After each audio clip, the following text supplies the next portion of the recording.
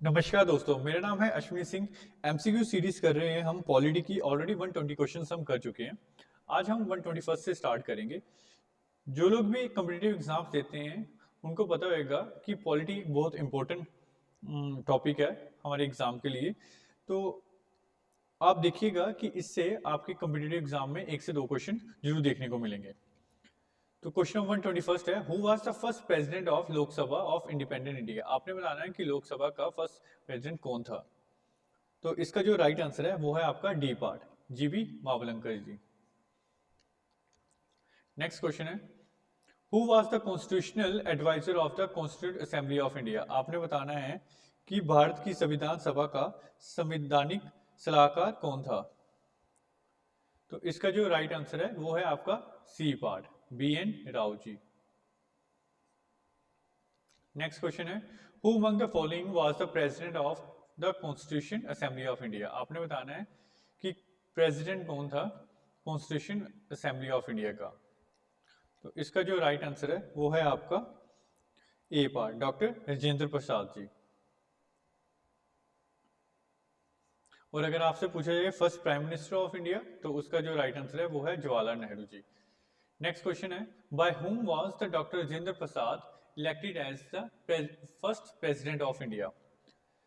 तो इसका जो राइट आंसर है वो है आपका C part, by the constituent assembly. Constituent assembly ने ही सबसे पहला जो प्रेसिडेंट बनाया था राजेंद्र प्रसाद जी को।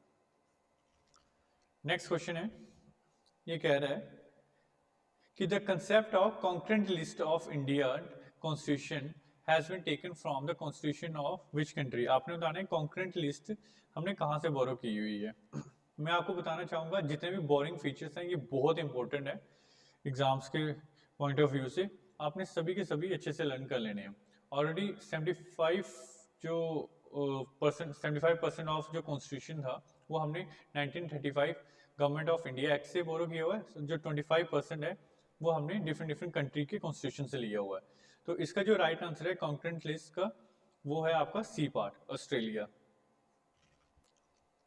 नेक्स्ट क्वेश्चन है, president as the supreme commander of Indian arm force has been taken from which countries constitution. आपने बताना है कि जो प्रेसिडेंट है वो सुप्रीम कमांडर होएगा इंडियन आर्म फोर्सेस का। ये चीज हमने किस कंट्री के कॉन्स्टिट्यूशन से बोरो की हुई है। तो इसका जो राइट आंसर है वो है आपका A part, USA. Next question है, preamble has been taken from the which constitution of country.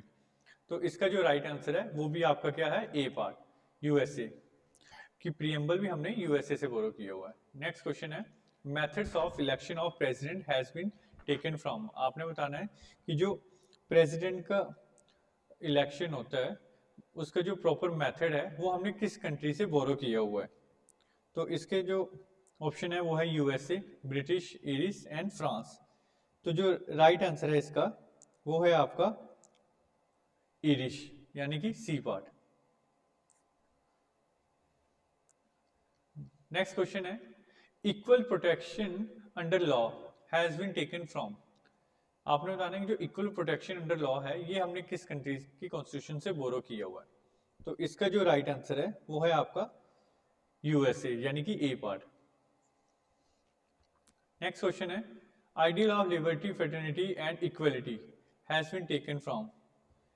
तो इसका जो राइट आंसर है वो है आपका फ्रांस, यानी कि सी पार्ट, माफ कीजिएगा डी पार्ट। नेक्स्ट क्वेश्चन है, parliamentary form of government has been taken from. आपने बताना है कि जो पार्लियामेंट्री फॉर्म ऑफ गवर्नमेंट है ये हमने कहाँ से बोरो की है। तो इसका जो राइट आंसर है वो है आपका बी पार्ट। बोरिंग फीचर्स बहुत इंपॉर्टेंट है, काफी बार कॉम्पिटिटिव एग्जाम्स में रिपीट होते हैं।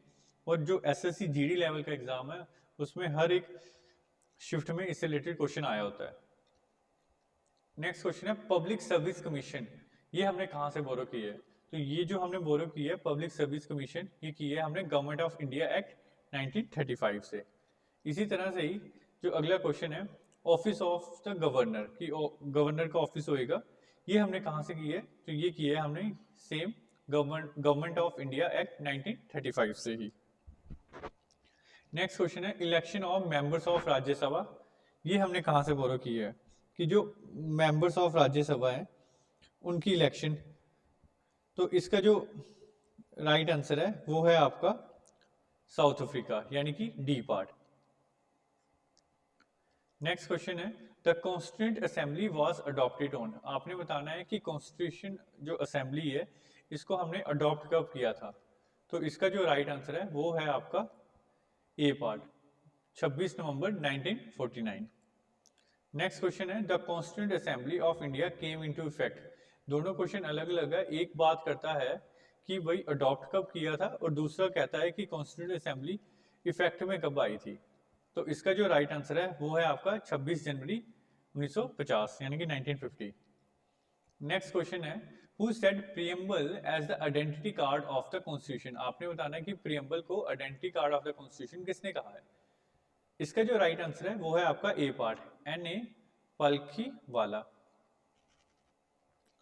नेक्स्ट क्वेश्चन है preamble was amended for how many times. आपने बताना है कि प्रीएम्बल को कितनी बारी अमेंड किया गया। तो इसका जो राइट आंसर है वो है आपका ए पार्ट, यानी कि एक ही बार ये अमेंड हुआ है। नेक्स्ट क्वेश्चन की बात करेंगे who gave the idea to have the constitution. किसने दिया था कॉन्स्टिट्यूशन का आइडिया। तो इसका जो राइट आंसर है वो है आपका M.N. रॉय, यानी कि सी पार्ट। नेक्स्ट क्वेश्चन है नेशनल सॉन्ग ऑफ इंडिया। जो नेशनल सॉन्ग ऑफ इंडिया है वो क्या है।